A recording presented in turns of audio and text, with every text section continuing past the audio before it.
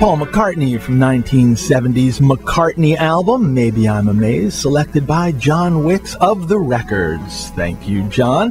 Hey, I want to welcome a good friend of mine and someone who actually listens to this show every Sunday with his beautiful wife, Monique. The great Edgar Winter is here. Hey! Edgar Winter! Chris Carter! Good morning, my brother. Beatle Breakfast Master! Congratulations, happy anniversary, and are you ready to rock and roll? I love it. You gotta love Edgar. You think he's like, you don't know if he's got that much energy, and then he does. It's beautiful. So, Edgar, on the road with Ringo Starr, he called in before. Did you see that? I touched Gary. Gary, I'm not used to someone being there, okay? I gotta use my arms. I'm Italian. Well, I have to send a shout out to Ringo, the greatest drummer in the greatest band that ever was or ever will be. And as we all know, the drummer is the engine that drives every band. And, Ringo really gave the Beatles a distinctive personality and a flair and an unforgettable, instantaneously recognizable feel. Absolutely. And, I had the great pleasure and honor of working with Ringo in 06, 08, 10, and 11. A life-altering experience. He loves you, doesn't he? I love his Ringo. Go-to guy. I love Ringo. I mean, he's a great drummer, a great Beatle, and a great man. Excellent. And he's such a heartfelt advocate and spokesman for peace and love. And having being an old hippie myself and having played Woodstock back in '69, that's something the world can always use more of. Hear ye. Yes, indeed. Peace and love, Ringo! And when you're not touring with Ringo, you've been out gigging with your brother and Rick Derringer. How did those shows go? Great. I'm going to do it again with Johnny, the Rock Blues Fest, next year. But I'm not sure who the rest of the lineup is as yet. Well, Edgar, you play on so many great tracks. I have one queued up here that you played on from Ringo's 2012 album, along with Joe Walsh and Don Was, a song called Slow Down. You play organ on this, I believe. I think that's right. Can we play it right now? You can!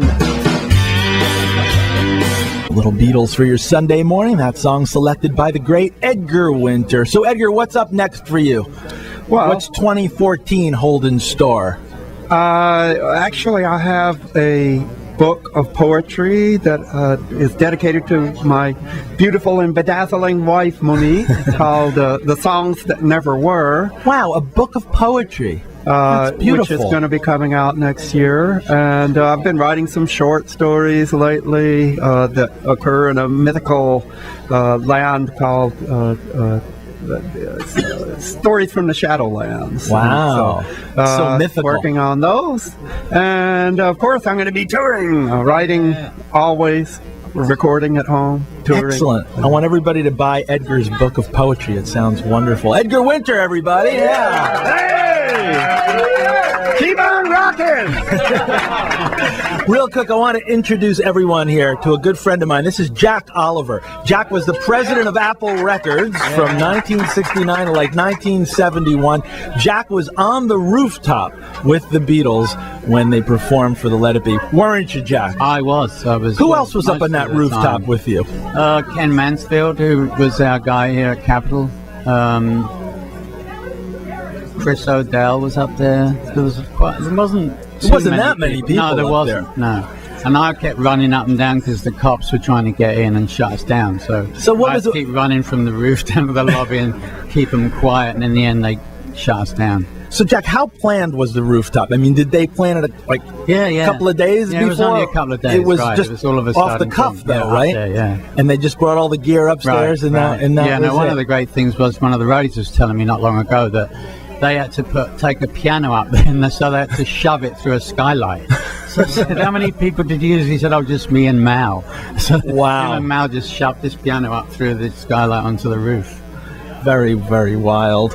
Jack, you're on and off been working on a bit of a documentary, right? Yeah, it's about Apple and the people that worked there and how we didn't really know how big we were until you read about it in the newspaper. And then we found out. And you also read about who was being sued, and then and Mr. Klein. Absolutely. Well, Jack, I just wanted to introduce you to everybody. We're going to take a quick break, and I think we're going to have a little sing-along when we come back. So prepare your voices, everybody. This is 95.5 KLOS.